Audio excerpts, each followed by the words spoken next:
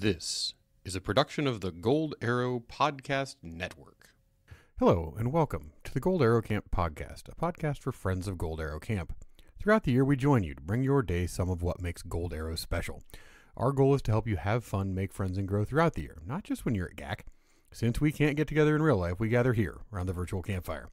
We have some of your favorite Ports of Morning Assembly, like Joke of the Day. We also have interviews with experienced campers and some of your favorite counselors. We think it's a lot of fun, and we're glad you joined us here on the GAC Podcast. This is episode 34, where we're joined for the first time by a parent. It's the mom of Brooke and Jolie. It's Shari Friedman.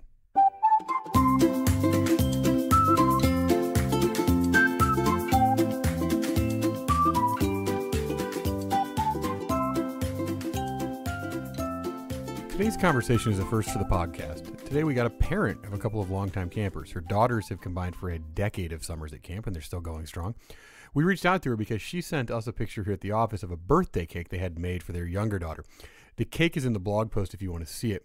It features a camp scene on the top and the names of her counselors on the sides. It was amazing, and so we reached out to see if we could share it on social media, and she said sure, and we asked some questions about what happened, and when she explained it, the story was so good that we invited Mrs. Friedman on the show, and she was gracious enough to come on the show, and she was really awesome. It was really cool to hear a parent talk about kind of why camp is important to them and the impact camp has on her daughters. I really enjoyed having the conversation. I hope you enjoy listening to it, and so here it is, my interview with Shari Friedman. Oh, welcome to the podcast, Shari Friedman. Welcome aboard. Thank you for having me. All right, so let's just to start, because normally we do this, we have counselors and sometimes some campers on. Can you kind of explain for people what your relationship is to camp? Yes, this coming up would be, I believe, our 7th summer at Gold Arrow. That's for my older daughter. And then Jojo will be going into our 5th summer. So the eye is on the prize being the blanket. It's all about getting the blanket. Just kidding. It's really not about the blanket at all. It's a little bit about the blanket. Even if there was no blanket, there would be a 5th summer.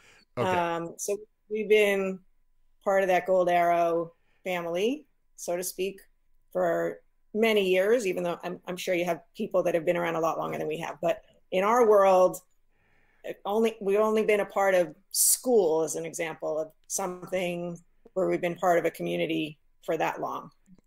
Yeah, everything else sort of comes and goes, but Gold Arrow is, has a lot of staying power. Right, because JoJo's been coming since she was finished kindergarten. Is that right?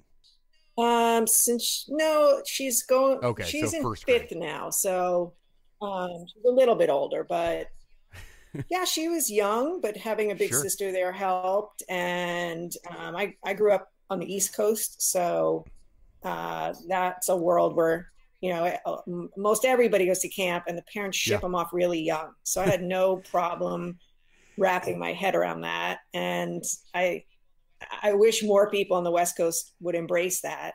I mean, it seems like you have a pretty good following regardless, but I think there's always more space to put more kids in camps. I think camp is really awesome. And I agree. Yeah.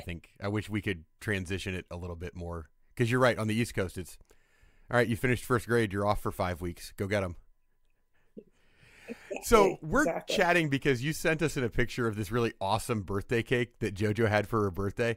And we really enjoyed it because it was obviously Gold Arrow themed. How do you go about deciding you're going to have a Gold Arrow camp birthday cake? Yeah, no, that's a great question. So I'm not sure. I have a feeling that most girls around this age for their birthdays, it's a never ending celebration. That's what's like in our house. So, in past years, we've had more than one party as an example.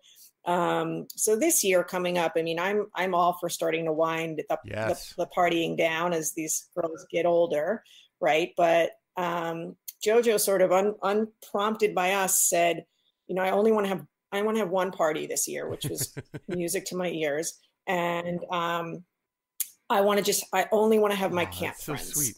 Sure. And she happens to be super lucky in that respect, in that several girls from her bunk live in greater LA area. So it's geographically, we were able to pull that off. And that's what she wanted. And that had no input from me. And, the way she talks about camp and the way she misses camp and the closeness she feels to the girls in her bunk, whom she talks of all the time, it's really no surprise that she would come up with this idea. And so we sort of just moved forward. It's a small group. I think we invited 6. One couldn't make it, but these 5 girls came, and it was simple. We took them to dinner at Benihana, and we had a sleepover here at the house.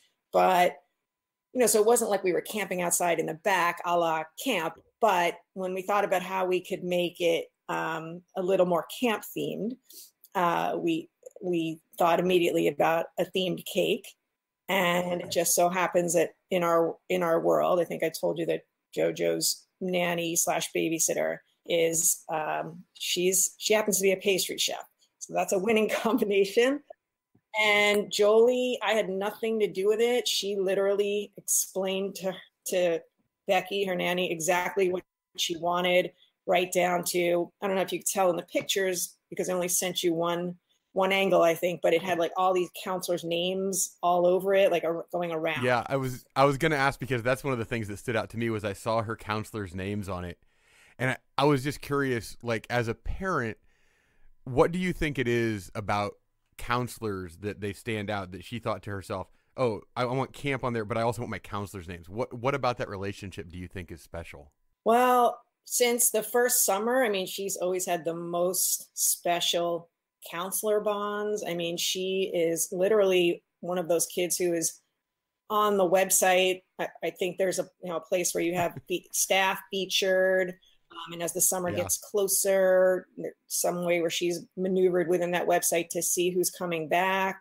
And she's got this all dialed in, and whether or not like Latte, for example, could be her counselor again. It's like a whole system she has in her head. So she is, I have walked by her computer many times where she is on there perusing the site specifically. I know you're giggling. I think it's funny, but this is all true. Like, want to pull my husband over to validate it, but literally she's like in there reviewing the counselors, and I don't even know, like she knows it's with her sister. So they're constantly talking about what these counselors' real names are. And that was a big debate at the birthday party where they go to school. We know that one of her counselors from last year goes to, she go wherever the Crimson is. I don't remember, but Alabama. Yeah, she had it all worked out. And so I just think, both of my girls they've always loved having sort of these like hip, cool camp counselor like babysitters. And so, sure, whenever I've sought, childcare for them, I always have used that in my descriptor. I'm looking for somebody who is like responsible / camp counselor / fun. And so they've always identified with young women like that. And then having gone to camp and then getting to spend that 24/7 time with them and sleeping with them, I can't really put my finger on what makes the connection with specific individuals and specific counselors. And obviously I'm not there to see it, but you hit the nail on the head when you say that, the special bond and the fondness that she feels for not just one, but several people who come to mind. And I just obviously think the values at camp and the atmosphere at camp and the camp vibe and the camp values are, they're pretty consistent. And, we know that those sentiments come from the top, and camp's obviously done a great job in instilling those values in the staff. And for the most part, I think, the kids really feel the love and the connection with the staff. I'm really thrilled to hear that. And just so you know, it's not just her. When I look at analytics on the webpage, Meet Our Staff it's like Dates and Rates is the place people go most, and Meet Our Staff is next. I think there are a lot of people at home on computers eagerly scrolling through to see us update staff when we get people back on. So, and then when somebody isn't coming back, like this summer, like going into this past summer, I think we didn't find the photographer, for example, who she had a really tight friendship with the year before. She was like in every photo with, and she had even helped him take pictures that previous summer. So when she was doing her due diligence, Lumos, exactly. And so when she was doing her due diligence going into this past summer, and we didn't find him, it's like a, there's a bit of sadness that comes, overcomes her, but she powers through, obviously.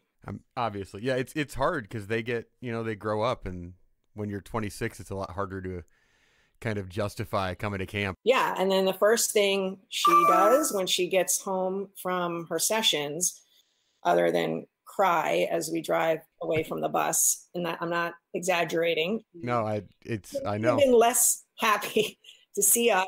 And when we drove away from, the park, Chevy Hills Park, she was just staring out the window with tears rolling down her face. And the first thing she does when she gets home is put letters in the mail to the counselors that are still up there. And then, or she addresses them and tells me to put them in the mail, actually. And then it's checking the mailbox every day for gotta get a reply letters. And there's a pretty good rate of return on those. So I know counselors love getting letters. Like, it's one of the things we talk about is there's not a lot of real mail that goes on anymore in the world. People don't send letters, but because we unplug, people actually do send letters. And so counselors, to get mail is the same kind of reaction. It's so exciting. You get your mail after dinner and somebody sent me a letter. It's so fun. Yeah. So we've got mail from a handful of different counselors. And then another big thing that happened with having to do with the counselors, I don't know exactly what this is, but I guess the counselors wear, or they have some sort of name ID badge or something that they wear on their neck. And at the end of Jojo's, what was her second session, which was session 3, before she went home, her counselor gave it to her. I think it was Bugs who gave it to her. It could have been another counselor, and it got lost from her stuff amidst the pack up. And so when she came home, she told me the whole story, and I don't know if that's a ritual or if a counselor just gave it to her, but she was describing to me how her counselor bestowed this name badge upon her, or name tag, and then it was missing from her things, and she was very upset about it. And then another counselor mailed it to her, and we got it like 2 weeks later.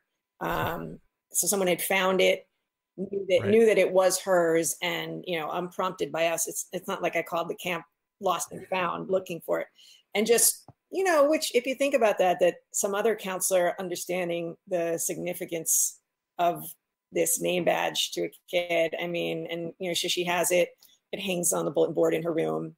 And again, that's a story that also came up at the birthday gathering, was the tale of this name badge. And it was just camp, having these girls over. It's the first time we've done anything like that with all these girls. And it's so nice to see them together and just hear all these funny camp stories, most of which, my kids tell me about, but when you have 5 girls talking about it, it's a whole other perspective, and it's hilarious and touching. I would say, I'm sure the giggle ratio, I'm guessing, went far up during the party. Lots of kind of uncontrollable laughter. You have no idea. And then they slept over, and it did get a little crazy. I won't even go into details, but it all worked out. I can begin to imagine, because I know what the first night of camp is like, and that's I had, not that I wouldn't call it a newfound appreciation for counselors, because I've always had an appreciation for counselors,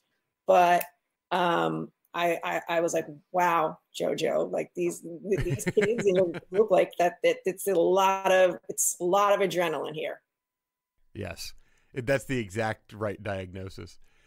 And also, tell me if I'm talking too much, but the summer. No, I love it. There was a few summers ago where Jolie did get a little homesick it was the first time she went for 2 sessions, which she was pretty, she was younger, and it was a little bit of a long stretch for her. And 4 weeks is a long time. yeah, and the counselors were just so amazing about, just giving her the little extra bit of whatever she needed.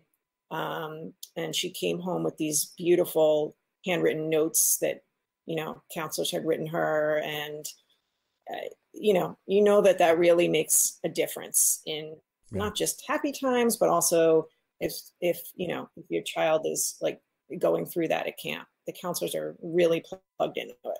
No, I'm continuously amazed at how much better our counselors are at that kind of thing at 20 and 21 than I was.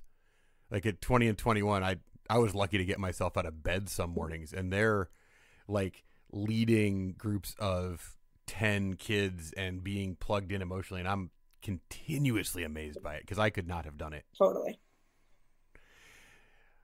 So when your girls come home from camp, what kind of changes do you see? So they go away for a long time and they come back.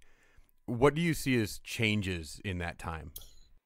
Well, for sure. I know this sounds cliche, but there's a definite level of independence that was not there before. And sure, I know, you probably say the same thing on your website about, why go to camp. But there's nothing I could say that could stress like how important and true that really is. And, they just have a much better sense, for example, of managing their own time. I wouldn't call it helping out in the kitchen, but being a little more self-sufficient. Sure. And they actually get along with each other amazingly well until it wears off. But there's a sense of like this, almost like a sisterhood between my two girls when they get home from camp that we don't necessarily see day in, day out with them just because they are sisters. And yeah, for sure. Sometimes they go at it. But there's a great closeness and gentleness between them, like this kindred spirit. But most of all, what I see in them is this longing for what they won't have again till next summer. And, I think they come home with a really special appreciation for how lucky they are to be able to go to camp.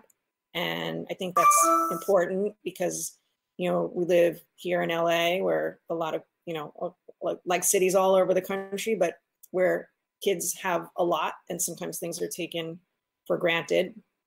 Sure. But I do think they really, especially when they come home from a summer or a few weeks away, have, a true understanding of how special camp is and that not everybody can go to camp, but how lucky they are to have that. Which, anything that can instill those values in your kids and make them realize that that's a very special piece of the puzzle. No, and I really appreciate hearing that. I think there's a lot in there for us to think about as we send kids home. What are they getting? Yeah. And I would say also for Jolie, like the closest friend she has are those camp friends. She does not have friendships like that in school. There is no comparison to the closeness she feels to those girls. And yeah, maybe, you are with these girls day in, day out, but there's just, I think it happens to be a great mix of girls, but I just think there's also about the magic of camp.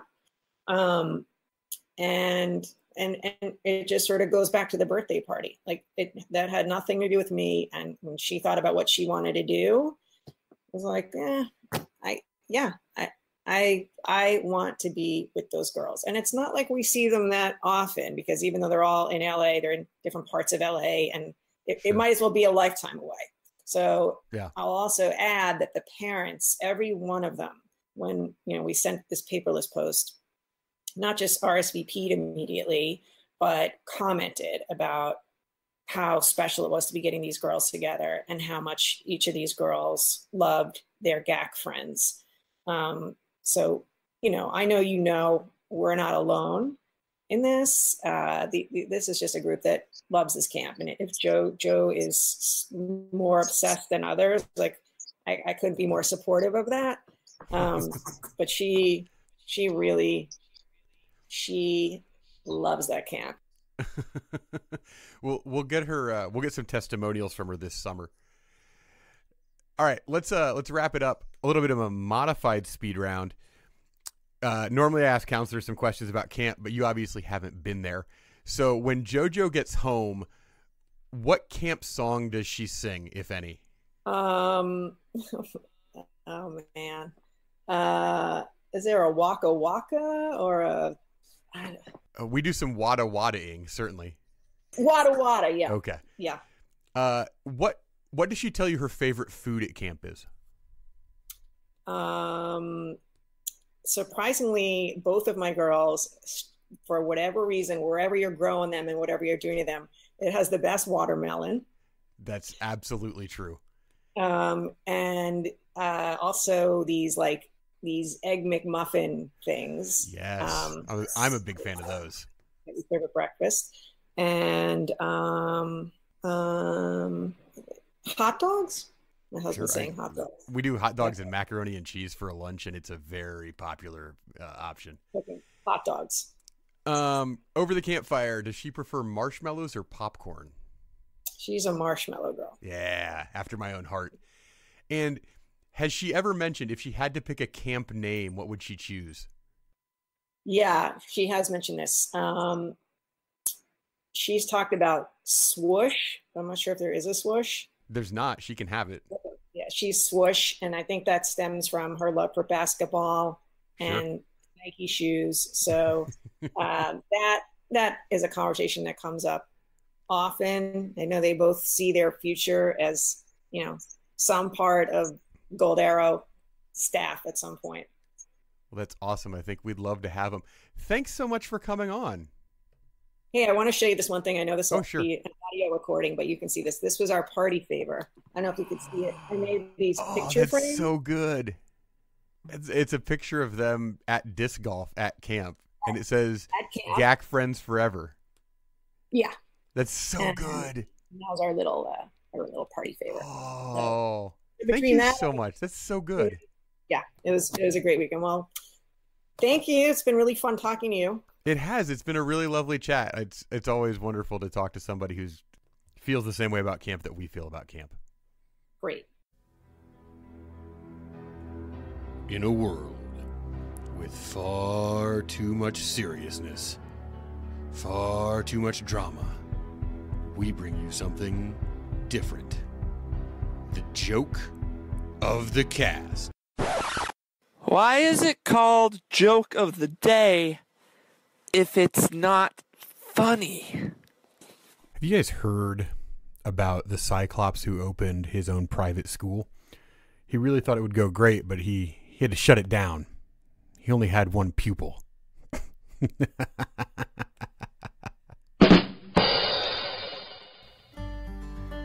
And now, it's time for another GACspiration with Sunshine. Well, I'm not Sunshine, but I can read a GACspiration. This one comes from Steve Maraboli. Don't wait for other people to be loving, giving, compassionate, grateful, forgiving, generous, or friendly.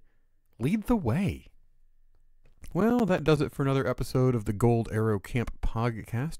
I want to thank you for joining us, and really want to thank Mrs. Shari Friedman for sharing her time and her story about Jolie's birthday party and the friendships that she has made at camp and how strong and enduring those are. I thought it was a really wonderful testimonial.